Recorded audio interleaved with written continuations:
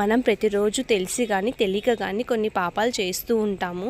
కొన్ని తెలియక చేస్తాం, కొన్ని తెలిసి చేస్తాం. ఎందుకంటే సిచ్యువేషన్స్ అలా తీసుకొస్తాయి. ఎదుటి వాళ్ళు చేసే దానికి తెప్పించే కోపానికి చేయక తప్పదు. అలా చేసినప్పుడు అది ఏదో ఒక రూపంలో మనం ప్రాయశ్చితం చేసుకోవాలి.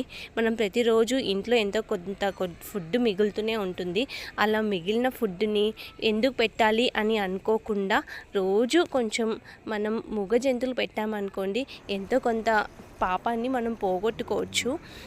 ఇంకొకటి ఏంటంటే వాటికి ఉండే ప్రేమ విశ్వాసం మనుషులకు అస్సలు ఉండదు. మనుషులు ఈ క్షణం చేయించుకుంటారు, నెక్స్ట్ మినిట్కి మర్చిపోతారు, నెక్స్ట్ రోజుకి మర్చిపోతారు. కానీ అవి అలా కాదు, చాలా ప్రేమ చూపిస్తాయి.